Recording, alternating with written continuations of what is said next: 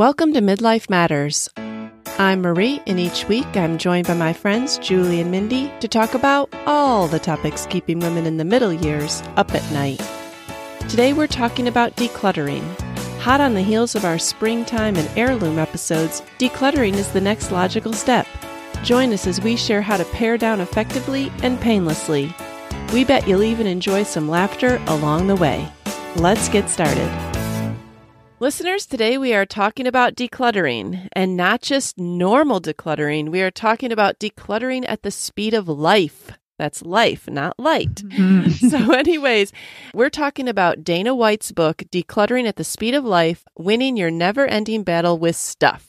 And she's also written How to Manage Your Home Without Losing Your Mind, which is also a great title. All right, Dana calls herself a decluttering expert because she has decluttered. She's dealt with her stuff, her sentimental attachments, and her need to be prepared for any and every scenario that could possibly happen between now and the day her great-great-grandchildren die. She decided to view her home as a place to live instead of a place to store all her great ideas and their attached stuff. And Julie, you've been just singing the praises of this book. I know you love it so much. What about it appeals to you? Well, it really is a book that's just hard to put down, except you want to put it down so you can get started decluttering. I feel like it's something you should be listening to as you work, you know. But I just like it because it's very bare bones. She says, I'm not going to be able to solve any of your personal problems or your financial situations or your emotional attachments. She said, this is just about getting rid of stuff. That's all it is. And that's enough. And she's very, very funny. So she's very real. And she doesn't judge you. She celebrates any and every bit of progress. Oh, awesome. It sounds wonderful. Yeah. Yes. Julie, you told us that it does not contain any complicated systems or detailed charts, which is kind of like where I would go off into a rabbit hole and just give up. So I'm glad it's not complicated. Right. It doesn't sound very self-helpish either. Yes. So no. And she doesn't even have photos. She said there'll be no photos in this book. There's nothing to aspire to, like this is what your room should look like. It's just not about that. It's just about a whole new mindset. So, well, speaking of her mindset, what is her decluttering mindset, Julie? Well, just to kind of sum it up, she says, decluttering is simply stuff you don't need leaving your house. And it's not stuff shifting. And most importantly, it's not organizing. She said that is a whole nother topic. And I think a lot of times we get those confused. Like, oh, I've got all this stuff flowing out of my closet. So I'll go buy neat boxes and new shelving and racks. And it's not about that because, well, we'll talk about why it's not that. But that is not what the book is about. Clutter, by her definition, is anything you can't keep under control. Do y'all have any spaces like that? Well, I think we've all talked about like our kitchen counters. Yeah. They're like magnets for clutter. My closet sometimes. I have a couple drawers in my bedroom. Yeah. My pantry is mine right now. And crafts and books. Yeah. Yeah. So basically it's just too much stuff in that space. And she talks about that we all have a clutter threshold. And she said, when you live above it, life is hard and out of control. But when you live below it, your home stays more naturally under control. So I was just wondering, and I know you do, Marie, you've mentioned this, but do you know your clutter threshold? My clutter threshold is just if something is coming out of the designated container that I had for it, that's too cluttered. But I don't know, like, I don't have something where I'm like, oh, well, if there's 5 things on the table, that's too many. 3, I'm okay. You just recognize it. You just know it. Yeah. How about you, Mindy? Right. I like to see tabletops and I like to see more space open than taken up with stuff. And thankfully, we're on the same page with this because if one of us or the children leave something on a tabletop for like too long, it's going to get moved. And at least we know where things get moved. You know, the problem lies in that when you move it and the person doesn't know where that went. But if it has a designated space that it didn't get put back into, it's going. Like we can't handle it for very long. Mm-hmm. So sometimes that's like hourly, that could be daily, or it could be weekly, or maybe monthly, depending on how in the way it is. Well, and that's true because sometimes if you're going through a stressful period in life, your clutter threshold might be lower than if things are going well and you're like, okay, I let it pile up a little bit more. And then you'll reach, I mean, all of us have experienced where you reach the clutter threshold. And I always laugh at when this happens with kids because I was walking with a mom one time and she said, oh, I just feel so bad. Like I totally messed up with my kids, but we can totally all relate. She was so tired of the basement playroom. And like as a mom, you let that stuff go. Like we're not down there organized every minute. But she finally like reached her breaking point and she said she took a broom and was sweeping Barbies out the door. Like we are getting rid of this stuff. And like haven't we all reached that clutter threshold before? Mom's losing it. Mom's losing it, yes.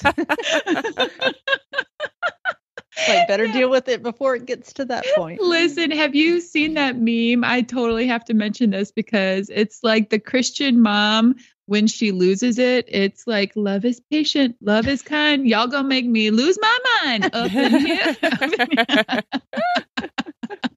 My kids have all sent that to me at different times. I'm like, yep, trying to teach the Christian character and I'm losing it. I somehow always think that if I keep putting those things away, Mindy, like you do, like if there's always this thing on the counter and I keep putting it away and they get upset that I put it away, that they'll eventually not want me to see it, and they'll put it away. But that hasn't happened yet. That's just too logical, Julie. Way too logical. I would think they'd want to like, hey, keep this for mom, Oh, maybe I should put it back. Yeah. Well, sometimes we declutter too much. So, Julie, have you ever experienced regret? I tried really hard to think if I have regretted. I'm sure I have. When I've regretted it? I've regretted it when I've gotten rid of someone else in my family. Yeah. And they asked me for it later. That's when I regret it. Well, I thought of it kind of just as just a real simple, examples of regret is maybe too strong a word, but I used to own a springform pan. And in one of my decluttering phases of my kitchen, I thought, I've never once made a cheesecake, so I'm just going to get rid of this. Well, as you all know, about a few months ago, I discovered this great flourless chocolate cake, and it required a springform pan. So I had to call Marie and borrow her mother's. So yes, I did regret that, but I've made that cake twice since then. So you know what? I spent $7 and bought my own. And now I'm not just storing something with potential usefulness. I am using it now. So I think that's a big thing with her. If you're using it now, you're not going to get rid of it, but don't just hold on to things for potential usefulness. Right. Just living with a home that's consistently under control is just better than living with regret over your clutter. Even though you might get rid of something you love that you need later, but she goes, we all survive. Okay. She doesn't have a lot of sympathy for you. She's like, you know what? You'll survive. I like that. I'm thinking that her level of mercy is quite low, and I'm kind of liking it. Yeah. Well, do you have a problem with clutter that you've blamed on your space not being big enough, or you've wished for a bigger? I know I have a fascination with small spaces and how people organize them and how much you can do in a small space and how can you make it work harder. So I don't know if I ever really wish for bigger. I just wish for more efficiency. Yes. Oh, Marie. Yes. Our social experiment of moving a family of 5 from a 7,500 square foot house into a 1,500 square foot townhome up in Pennsylvania.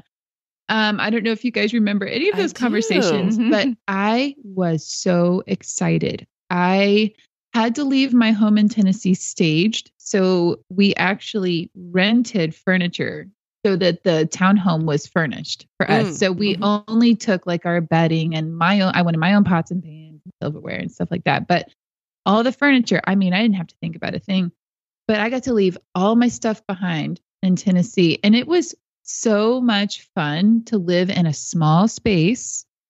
That excitement lasted about 6 to 9 months, though, before I was ready for my home again and my own stuff. But I was so excited to even figure out in the kitchen, I didn't have a pantry in this townhome. And so I ended up getting, something easy from Target, like an open shelf butler's rack that fit on one little wall. And that is the only place we could have pantry items. And if it didn't fit, I wasn't buying it. And so when it ran out, then I knew it was so simple, in the bathrooms, everything, you could only have just enough. And I thought that was a really fun little experiment in life. So, yes. And you probably didn't even have a garage for like overflow.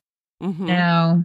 Now, when we had to go back to the 7,500 square foot house and move all that stuff, Bryce and I were kicking ourselves. We got rid of so much stuff because after living without it for a year is what we ended up living without it.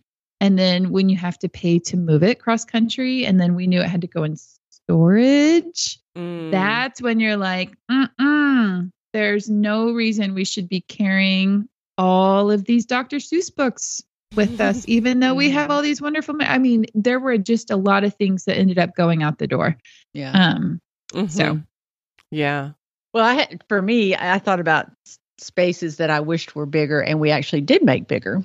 And when we first moved into this house, we had a pantry with 2 little bifold doors. It was about 18 inches deep, 36 inches wide. And that's when I had, all 3 kids young here, and that worked, But then when we remodeled, we turned our laundry room downstairs into a walk-in pantry.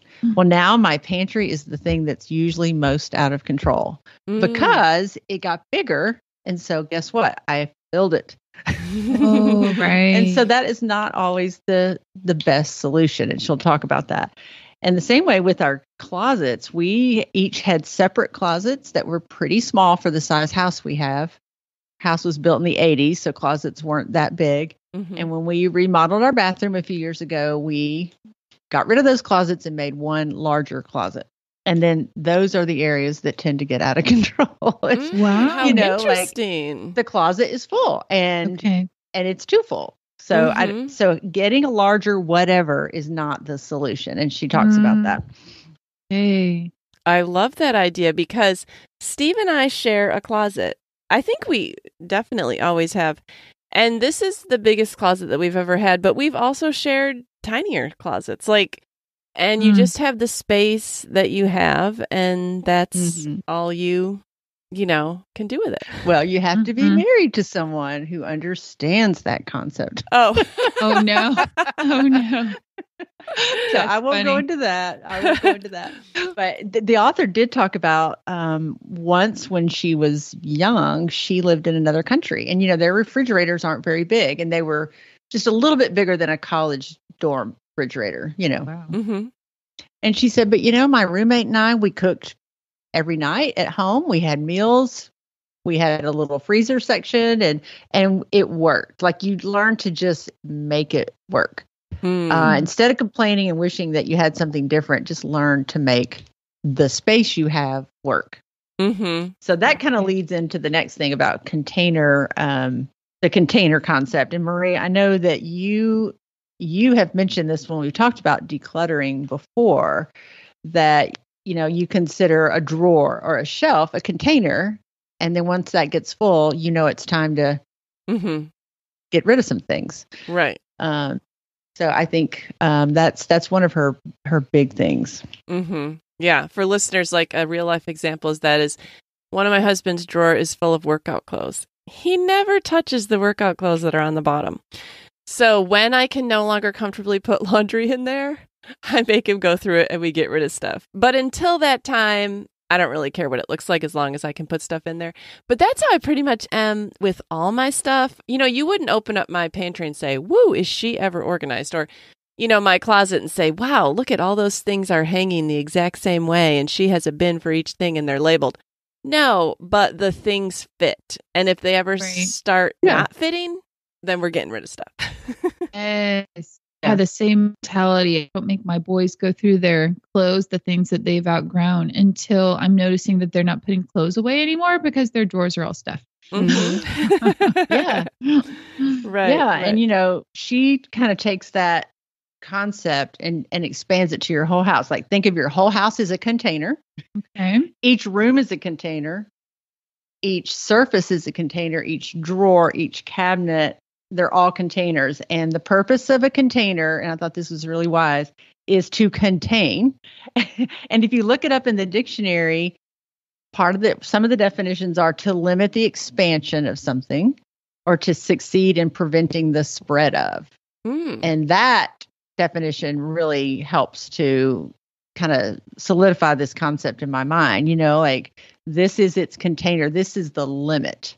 Mm-hmm. So it's setting limits on your stuff. Kind of how this would work is you would fill the container, and a container doesn't have to be like what you think it is, like a box like it can be a surface. It can be a space. Mm-hmm. It can be a bag, whatever, or even a hook. Fill that with your favorites first. Favorites get first dibs in the space. And then so now you know the things you want to keep, and then you donate the rest. And she goes, there's no angst, no emotions. You're just picking your favorites and putting them in the container. So the question isn't if, something had worth, but rather if it just fits into the container. And that's what I like. It's not a lot of emotional, the Marie Kondo book was fun to read for me, but I'm not going to touch all my stuff and see if this sock brings you joy. See if it brings me joy. Like that. Mm-hmm. That would take forever. I would never get anything done. So, and then she said, you might have things you like, but they aren't your favorites. Well, they can stay if there's room. Okay. Mm-hmm. So that's how it works. Mm-hmm. And that just keeps you from lamenting, if I just had a bigger whatever, I just don't have enough room. No, you don't. You just need to contain what you have. Mm-hmm. Right. I like how you also said that she talks about the 1 in, 1 out rule. I do this. Well, I try to do this. I'm not perfect at it, but it's funny because I keep using my husband as an example, but I don't know why, but it just something comes to my mind. He did not like any of his joggers or sweatpants this winter. Like he thought they were ugly and, wanted to replace them, but never would actually go out and shop himself. So I went and bought him 3 pairs, and he tried them on and he liked them. Well, then this weekend I was going through and putting things away, and I said, okay, I'm going to take out all the old yucky ones.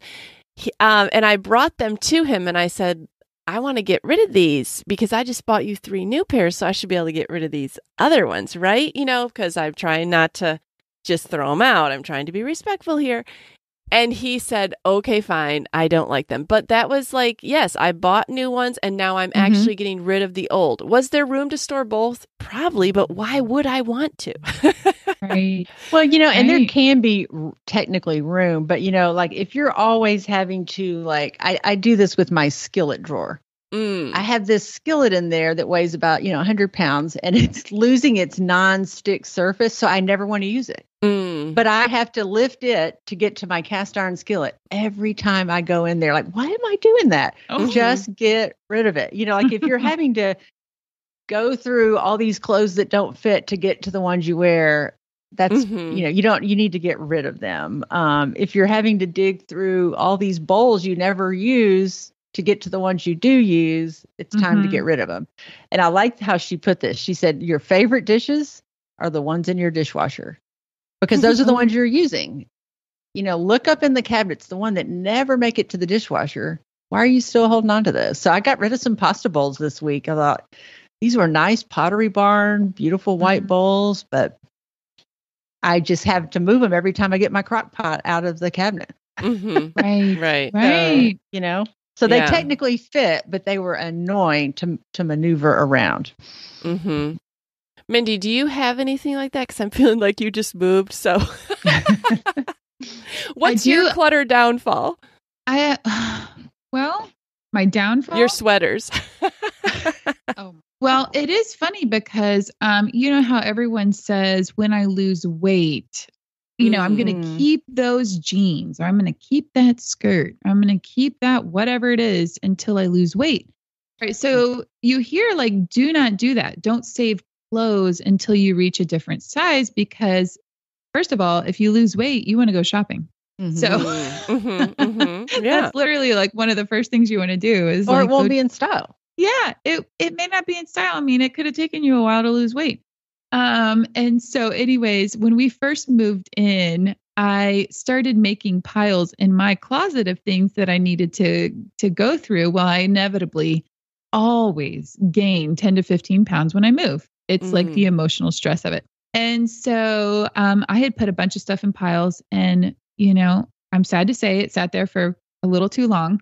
Well, I did finally, lose the 10 to 15 pounds. And so I found myself digging back through the pile, pulling things out and putting it back in, hanging in my closet to wear. And it's like things that are a little more like classic pieces that they have not gone out of style. But had I gone ahead and gotten rid of them, I mean, I would have regretted that.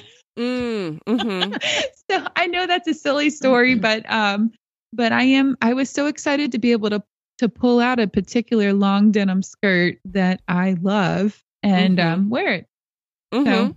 Well, you identified the problem. You knew that you probably would lose it. You know what I'm saying? Like you knew a pattern. You knew it wasn't like you said, well, someday I'm going to lose weight, so I'm going to put these back here. And then 5 or 10 years later, you're like, oh, okay, fine. Goodwill. Right.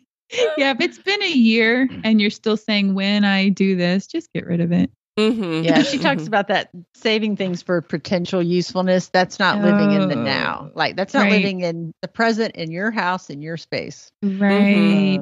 All right. Well, here's an interesting question to me because I would love to just poll like Americans on this. I'd just love to know the why. Like, do you value space over stuff or even money?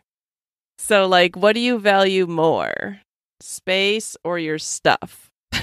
I'm going to say space because Bryce and I both value having clean surfaces, clean and floor space and closet space. And so if, we see so much clutter or things, like are packed in there so tight and it stresses us both out. And so we very much would rather get rid of things and have breathing room. Like we both feel like we can breathe easier in our house. So we'd rather have bare walls almost sometimes.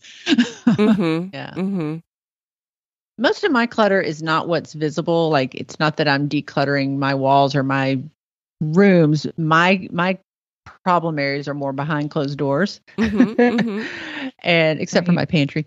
But so I am wanting to value space more because I want that to open that closet and see some light, some space, not just, stuff falling out.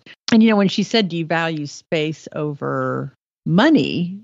What she was addressing there is a lot of people will say, instead of donating, they want to sell their stuff, like sell it on eBay or Facebook Marketplace. And she said, I'm okay with that as long as you really will do it. After we go over her 2 decluttering questions that you should ask about everything in your house, one of her things is, like to deal with it right then. And when you sell things, there's a delay. There's you have to create a pile or a room or an area to store it all and ship it and pack it and wait on the responses. And so she said, you won't declutter as quickly. It can really slow you down. And basically you're getting rid of things one at a time that way, whereas you could just donate it all at once. So I just did some decluttering this week and took 4 huge tubs to Goodwill. And there were some things in there I could have sold, but I think my time and the immediate space it created, it was more valuable than the money that I could have earned from selling those things. Right. I've questioned that a lot. And I've come to that same conclusion so many times as well. Is like, I feel so good dropping it off at Goodwill. It just, there's this freedom to be rid of stuff. Like stuff really can be a burden. Right. So. Yeah. Right. I'm laughing because I definitely value space over stuff or even maybe selling it for the money. And we recently cleaned out our garage because I wanted to get rid of a big piece of furniture in my dining room and I wanted to move it to my garage. And it was a Friday night and Steve's kind of like, is this really how you want to spend your Friday night? And I'm just getting more excited by the minute. Yes. And like, I'm just, every item we toss, I'm like getting a bigger high. And he's like, but we have room. No, I want to see that shelf empty. I want to see where I could put something on the shelf if I wanted to put something. Yeah. Like, I definitely think like there are different personalities that enjoy the space over the stuff. And then there are other people that are like, I like my stuff. I don't mind if it's a little bit cluttered. Right. Neither one is wrong. I say that neither one is wrong. It's wrong if I have to live with them, but it's not wrong if it's your own house. That's right. I know.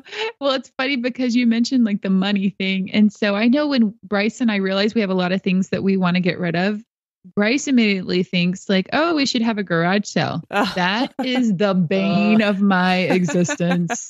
To think of how much time is taken up. I love to go garage selling. Right. I cannot stand being stuck in my driveway for hours and all the prep work and the pricing and all the million decisions you have to make. And I'm just like, can you load it up in the back of my minivan? I'll take care of it. Like, tomorrow.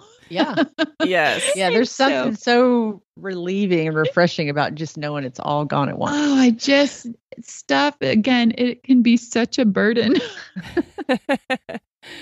Well, where do you guys usually donate? Because my default is Goodwill, but sometimes ARS, which I don't remember what it was. It was some kind of resources or something. They would call you and they'd say, we're going to be in your neighborhood. So I would put things at the end of the driveway. But sometimes it's kind of hard to think of other places to give things to other than the Goodwill. Yeah, she talked about this in the book that a lot of people ask her, where do you find things to donate? And I thought that was kind of an odd question because Goodwill is always just my go-to.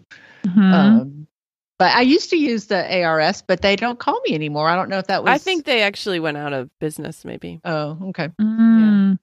I have found in different places that we've lived, I always ask about this because, and in particular, when we live in a more impoverished area, that I do want to keep, like if I'm getting rid of things, that I really want them to stay in my community. Because that I do think about that. And so I know that I try not to donate to Goodwill because I know it can go like other communities. It's a business. And so I really try to find like a nonprofit charity that has open hours for people to come and get free things. Like when I know it's going out the door on, Tuesday, Thursday mornings from this time to this time, it's open for people that are in need or foster families that are looking for, children's things, or just this is going to go to a women's shelter, or it's things like that I do get passionate about. And so in every area, there's typically a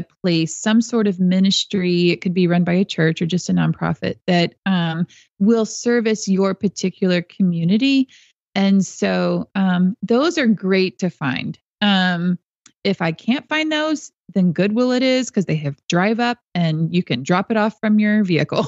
And Goodwill is a business, but they are helping people with disabilities get jobs too. So And then there's this place, if you're in a bigger city, when we lived outside of Philadelphia, it was called Green Drop.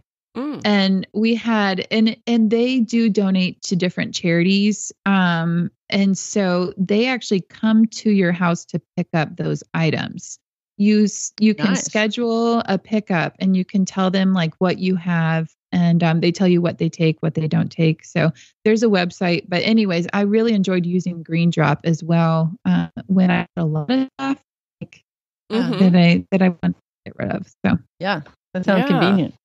Well, let's get down to the nitty gritty. What are those two questions that we're going to ask ourselves over and over again, Julie, about decluttering? Well, she says you're going to ask yourself these two questions over and over and over again. She said the book gets repetitious, but she did that on purpose because by the end, you're going to know it by heart. You're going to know what to do. The first question is, you've got this item that you've stumbled on in your house. You pick it up and you say, if I needed this, where would I look for it first? Okay. She goes, there's no angst, no emotion. You just, where would I look for it? And then you go put it there right then. If you don't have an answer for it, you ask the second question. if I needed this item, would it even ever occur to me that I already had one? And if the answer is no, then you get rid of it.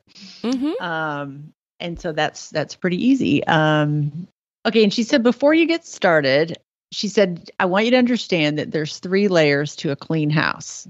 And this kind of was helpful to me because she said, like, a lot of people tell me, oh, your house is always so clean. I don't clean my house very often at all.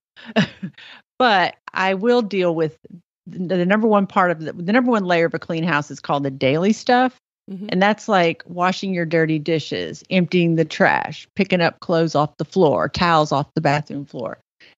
That's really not part of decluttering. You just got to do that. And if all that's still not done, you got to do that first. Then comes the clutter. And that's what this book is focusing on, just the clutter. And then the third layer would be the actual cleaning, like mopping, wiping things down, vacuuming, dusting. So those are 3 aspects to having a clean house. But this is just focusing on the clutter.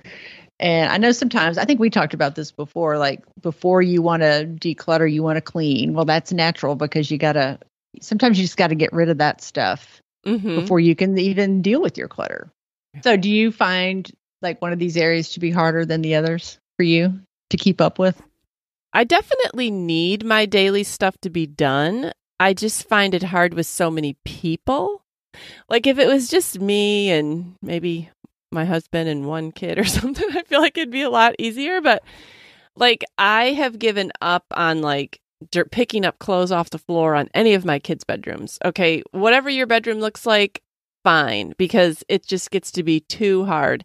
I mostly just focus on the areas that I'm in and that I see, because that is what will make my blood pressure rise. If you have a messy room, I can shut the door. So I guess I do that. The actual cleaning, I don't really have a problem keeping up with that if I've been able to keep up with the daily stuff, because cleaning really doesn't take that long. You can easily clean your bathroom if everything's already off the counter and there's towels are off the floor. Like it's a matter of like the daily stuff, I think, slows you down because you can't even get to the cleaning. Yeah. And, back to what you said, she does say you should start with what she calls the visibility rule. Start in the area that guest would see. So you're not going to be starting in your teenage daughter's bedroom, Right. No way to You'll get more give up before you ever get started. Yeah. So like you said, when you see stuff going out and that room looking more open and bigger and freer, that's just going to encourage you to do more, When you have a room you can walk by and go, that looks so inviting, then you're going to be inspired to keep going. So what about you, Mindy? I had a routine for the daily cleaning things. And so those are consistently getting done. The wiping down, that's part of my routine. Though it seems that sometimes like papers or, there's still things that start to accumulate that the boys will bring in. Or sometimes things that I'm like, I might need this, this piece of paper, or I might need to keep a copy of this from them if I need to give it to someone. But I don't know. My bathroom, though, just full disclosure, I keep this. I keep my stuff, like I put away my makeup every day. Like after I put my makeup on, I put away my toothbrush and my toothpaste after I brush my teeth. But for some reason, I can't really seem to wipe down my sink very often. Like the Clorox sweat wipes are right there, but they're like the kitchen counter. I'm cleaning like 3 times a day. But why?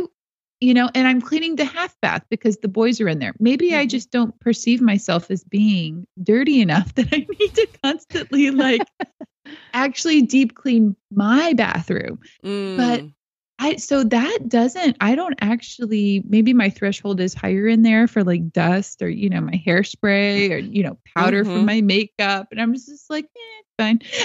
Like if it's just me, I'm clean, Right. Maybe that's what's in my head. I think my threshold is higher for messes that I make because I know that I will clean them up or could clean them up. Other people, I feel like they may not get around to cleaning their mess, so my threshold is lower. No tolerance for that, that's for sure. I go in my boys' bathrooms like, what is this mess? You guys need to get in here and just clean it up. And I need to smell the bleach, Right. like.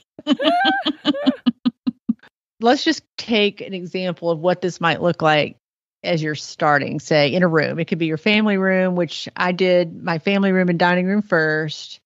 And then I moved into the kitchen. And she said the kitchen has some kind of unique properties that make it a little different. But like she said, step one, you start with the trash, which is the easiest of the easy stuff. This is literally broken stuff, brochures, newspapers, actual trash that missed the trash can.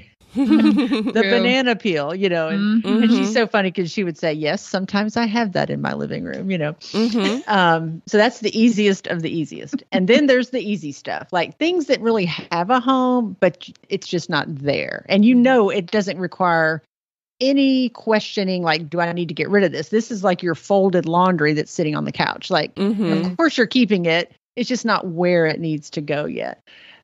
Clean dishes in the dishwasher. Yes, you're keeping those. You just got to get them in their place. And then there's she calls it the clutter. And this is like when you look at it and you go, why do I have this? And for me, that was this week, it was my panini maker. I was like, why do I have this? Who says I need to have grill marks on the top and the bottom of my sandwich? I just don't get that. I've never used it. I mean, we used it when we bought it, a couple of times. But it's really big. It's heavy. It's one of those things I have to move every time I get my crock pot out, which is something I use a lot, the crock pot. But the panini maker was like a barrier to getting it out. And then that skillet with the nonstick surface flaking off, like, why do I still have that? So that was the clutter. Then you're left with all the stuff that you need to ask those two questions about, which was, if I needed this, where would I look for it? And if I needed this, would it ever even occur to me that I already had one? And if not, you just get rid of it. So then the last step, and you may not even have to do this one, is like make it fit. So if you're going to keep something, you've gotten rid of all the stuff that doesn't belong. Well, you still might be left with a little bit of a mess.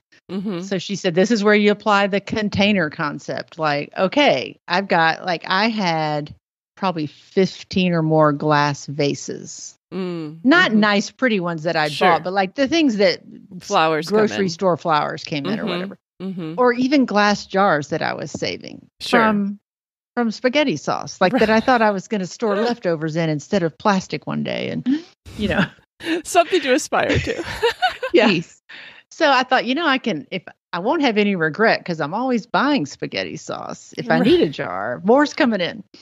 So I just applied that container concept and I thought, okay, I have to get rid. I kept maybe 4 little vases. All the rest went to Goodwill. And all the glass jars went because I thought, more are coming in. So, and I've never even used the one that I set aside. Right. I never even used one. So, and she said, it helps to kind of pull like things together because then it's helped me to see, wow, I have a lot of vases. And they were kind of scattered throughout the kitchen, so I put them all together and I thought way too many. And then you just purge down to the limits of the container. So that's what I did. And I 4 huge tubs left the house this week and I don't miss it. That's awesome. I would love that feeling of dropping off 4 huge tubs. Yep. Yeah, for sure. I definitely think that it's helpful to ask those questions. A lot of times we don't know why we have something. It was given to us.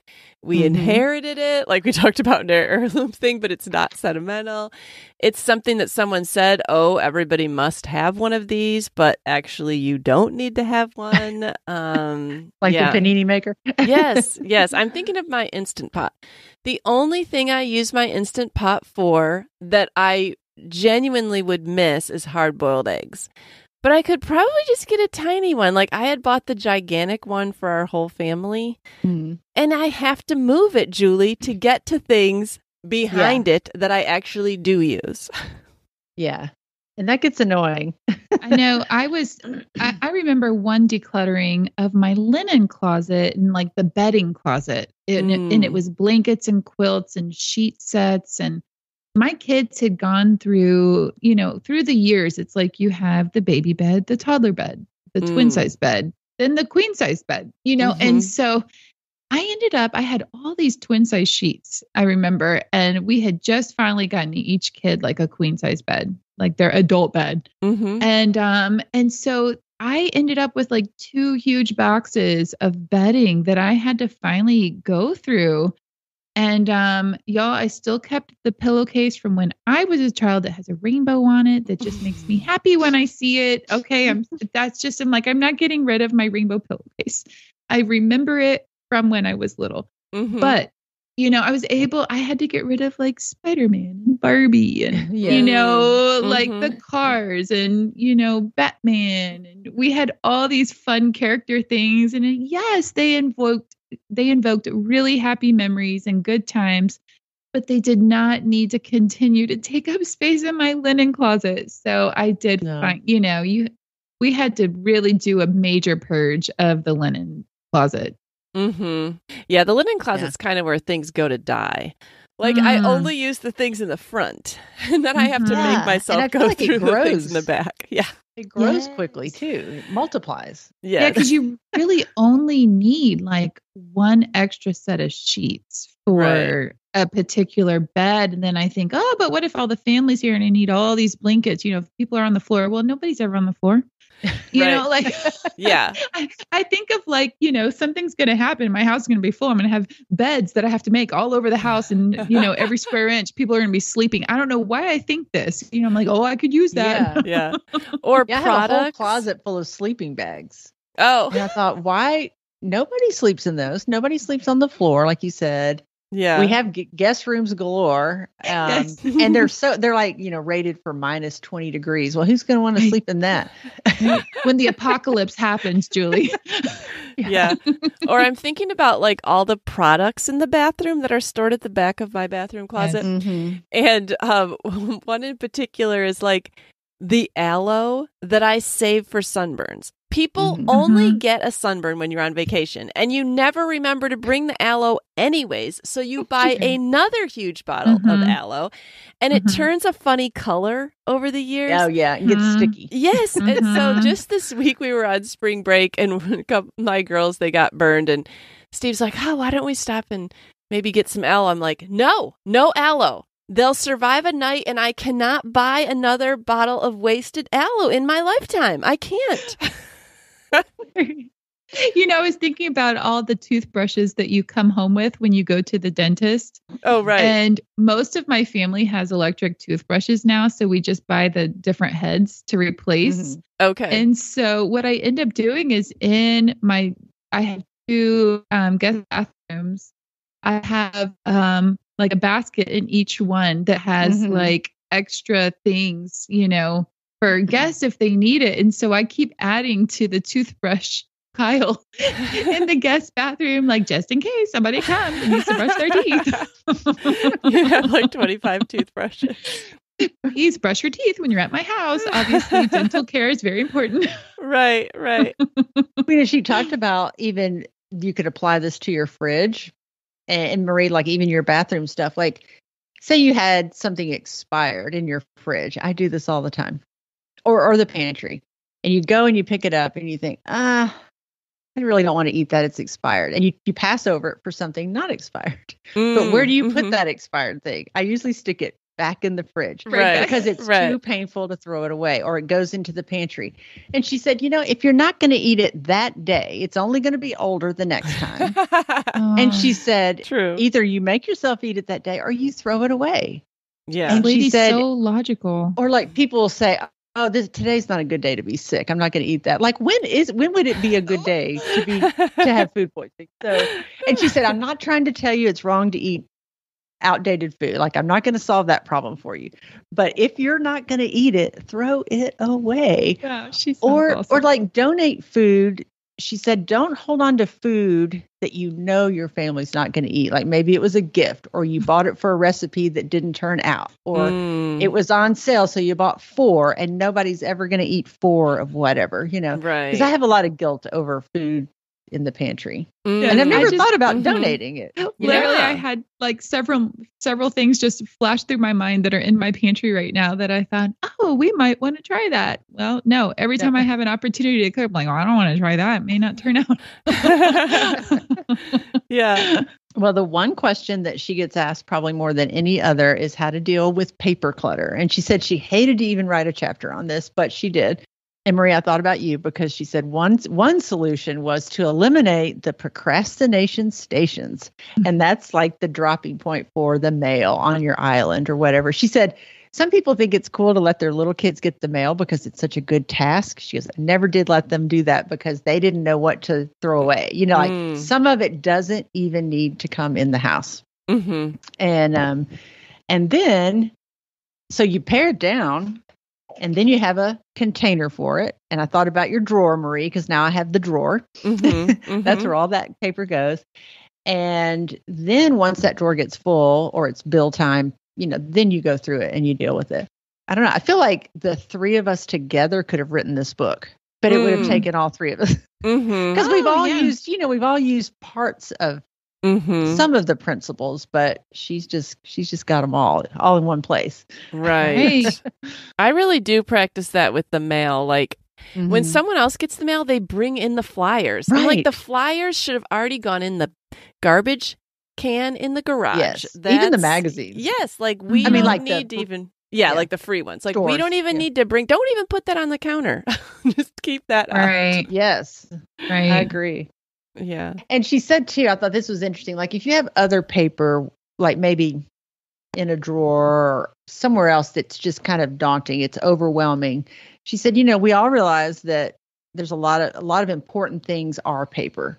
But don't look at a stack of paper and think because it's paper, it's all important. Like if it's overwhelming, just at least look at it. Say, I'm just going to look at this. I'm not going to necessarily make decisions. I'm going to look at it. And it kind of helps to realize, no, some of this stuff is trash. I can get rid of it. And she said, sometimes I'll just go through that and then leave it there. And then each time you deal with it, it gets less overwhelming, less daunting, more manageable. I thought that was good advice. What paper I struggle with, it is very guilt producing, are coupons. Oh, I have a lot of trouble throwing coupons away when I just think, oh, like we might go there or, and then when I go to the store and I realize I had left the coupon at home on the counter and I'm like, this is so guilt producing. Is a 50-cent coupon is ruining my life. It's taking up the counter space and I forget to take it to the store and it's just mocking me from the counter. Yes. So it's really I know. I've gotten to that point where I just throw the coupons away. Like Kroger, based on what you buy, will send you packets of coupons. And they are useful if I ever remembered them when I'm there, but I don't. Right. So now I don't even open the envelope and inspire the guilt. I just throw them right in the trash. I even was saving them for like my son and then he could take them to Kroger, but they would come over and I'd forget to give them to him. So then it's on my counter even longer. It's like, no, now it just goes straight in the garbage. And I already know myself. I'm never going to have a coupon on me when I'm supposed to have the coupon. Right. Not a paper one. The only coupons I tend to use are on my Target Circle app on my phone. That I'm and it's just when I'm standing in line, I'm like, oh, do I have that? Or I'll scan things throughout the store, especially if I'm going to buy like shoes or a sweater, or a bigger item, sheets or whatever.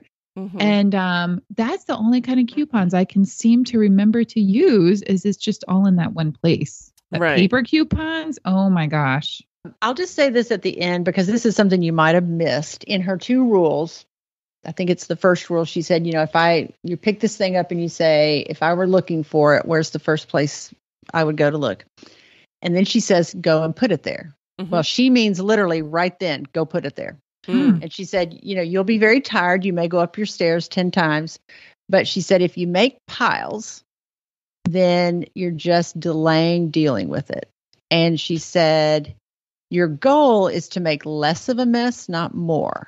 And I thought this is really true. I tend to want to pull everything out of the closet and it creates a huge pile in my den. And she goes, what if the doorbell rings? What if you have to go to the doctor or your kid needs you or it's dinner time? Then you're really left with a bigger mess than you started with. And that's never the goal. So I liked that. I didn't apply that totally. Like she said, obviously, if you see, there are 100 hair bands here in this room. You're going to wait and collect them all and take them. But she said you can do that, but really don't. It's not ideal to make piles because you're going to make a big mess, and then you're going to get discouraged by that. So she said a lot of times this decluttering isn't dramatic.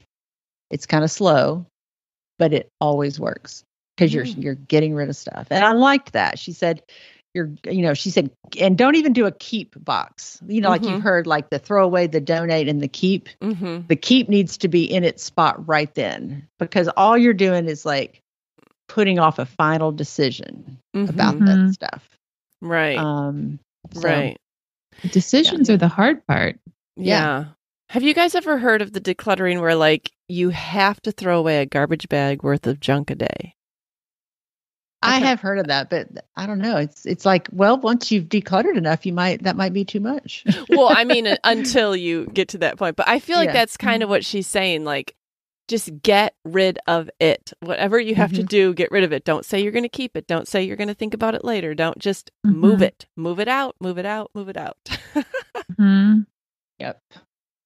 And maybe enlist a friend. Maybe you have a friend who is less attached to stuff, and they can encourage you to move it on out the door.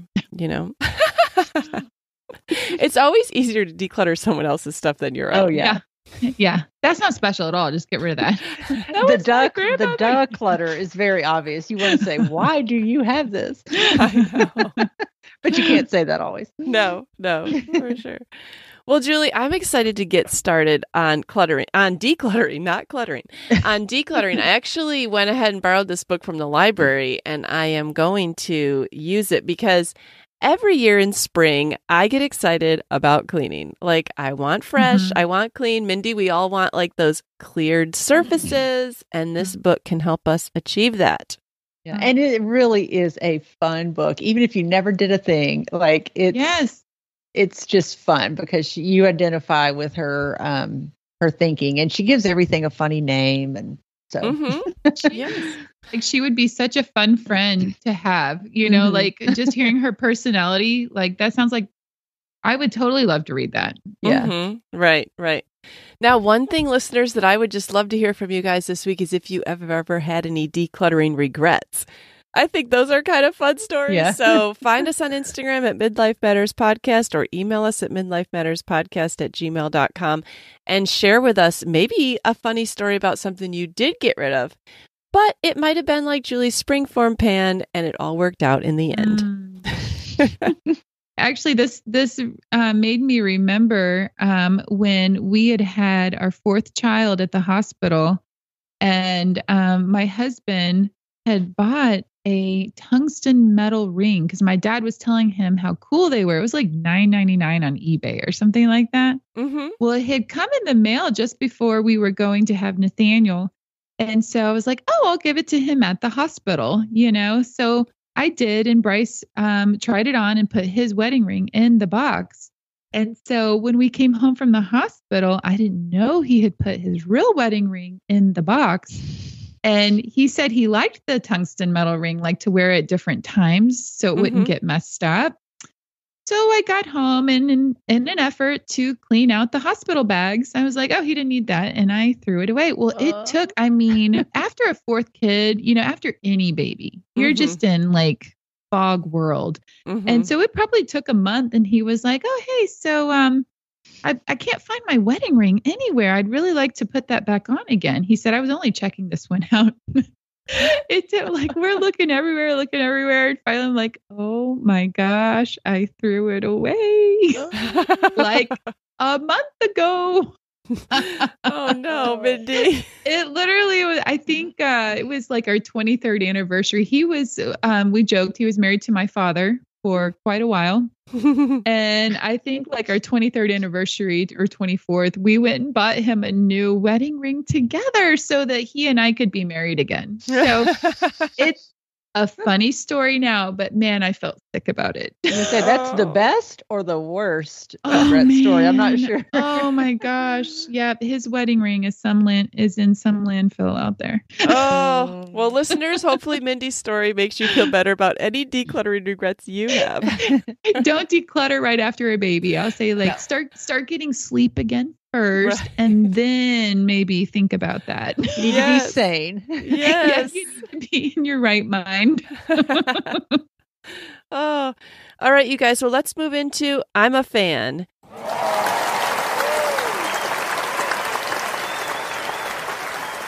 Julie, what are you a fan of this week?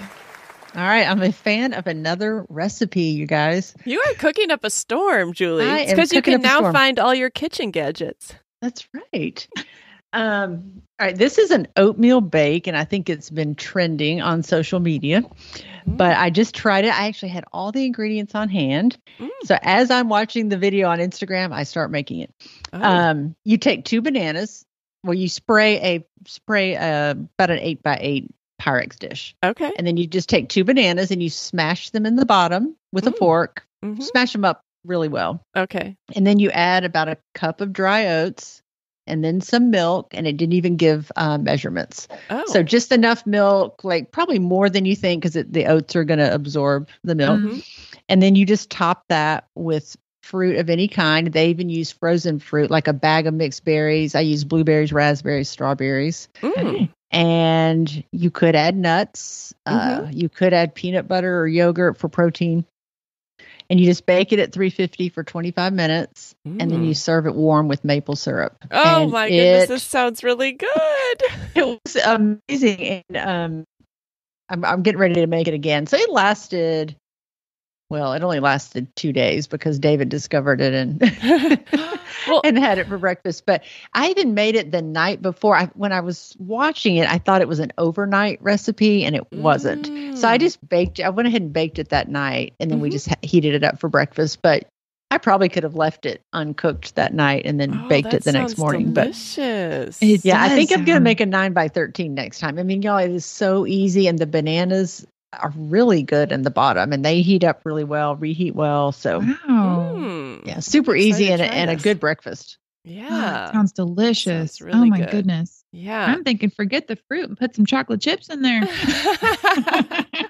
I thought you were going to say top it with whipped cream. You could. Or vanilla ice cream. There's all kinds of toppings I think you can add to that. It probably could be a dessert if you put ice cream on it. Yeah. All right, Mindy, what are you a fan of this week? I'm a fan of a cute little thing that I found that we'll call it fast fashion for your shelves at home because it's not something I will keep forever, but it was a fun little craft to do in the Target Bullseye Dollar section, right there as you walk in. Sure. I happened upon these cute little pastel buckets that have everything that you need to grow one of 3 things. They had sunflowers or daisies or lavender.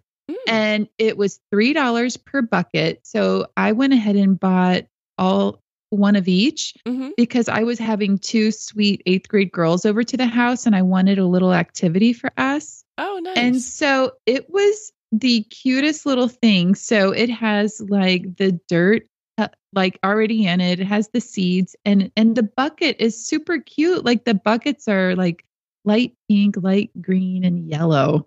And so my sunflowers, I planted them maybe a week and a half ago and they have already sprouted. And it has brought me so much joy for $3. And so Abby came home this past weekend and we went and bought some other buckets. They still had them in that little dollar section. So, they're just adorable. So like if you want to grow some, it's just a little craft project. Sure. If it doesn't work out, it was only $3. Yeah, that's always a fun section at Target. I always have to stop and look at that. It's just the cutest little bucket. And so anyways, it was a fun little craft. Oh, that sounds cute. Yeah. I definitely think that seeing anything grow and sprout in spring brings us joy. Yeah. All right. Well, I'm a fan this week of something from Thrive Cosmetics. And I know that we've been fans of other things in the past. Like Mindy I was a fan of their hack, but then you ordered their real Thrive Cosmetics mascara, and I did end up ordering the real one, and I do think it's better than the hack. So we like their mascara. And then, Mindy, you had also recommended the Buildable Blur BB cream, which I have in my hand based on your recommendation, and that is good, and it has SPF, which that's always good. But then I don't know if we've ever talked about the Thrive Cosmetics, their Infinity Waterproof Eyeliner. Have we talked about that? Has anyone recommended that? No, we haven't, because I have wanted to try and I haven't bought that yet. Okay. So please tell me. I use almost exclusively their makeup now, but I haven't tried that. Okay, I do like it. A lot of eyeliners make the corners of my eyes water, so I really don't wear it that often. But this honestly has not made my eyes water. And I like that it has this like spongy thing on the end that you can use to kind of smooth it. So it's not just a stark line across your eyelid. And then it has a built-in sharpener, which I hate trying to find my sharpener and then the peelings are coming off. You know, it's a soft eyeliner, but you do still need to sharpen it. So I really have liked this. I would recommend it to anyone. And I ended up getting all three things, the BB cream, the mascara, and the eyeliner, and it was like buy three things, get like $20 off. I don't know. It was a really good deal. So always check their website because they do have good pricing, especially if you're buying more than one item. Yeah, I love their stuff. Ew, I'm glad to know about that, Marie. That's great. Yeah. And that sponge, that smudgy with the eyeliner is so good for aging eyes, because as our eyes get a little extra skin, little wrinkles, it really helps that it's okay. What are you talking about, Mindy?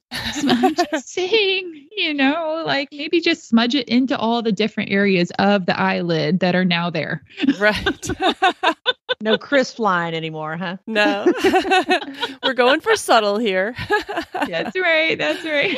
Yeah, definitely recommend the Thrive Cosmetics. All right, you guys and listeners, get out there, declutter, and we want to hear about it. Share with us on social media. Julie and Mindy, it was great talking with you this week. Yeah, this was fun. Oh, you too. So fun. All right, we'll talk to you next week. All right, goodbye. Bye. We're so happy you joined us today. You can find the show notes for this episode at midlifematterspodcast.com. Also, please tell a friend about the show and help them hit the free subscribe button on their favorite podcast app. Be sure to follow us on Instagram at Midlife Matters Podcast. That's where we post pictures and stories about all the things we talk about in each episode. Thanks for listening, and we'll see you next week.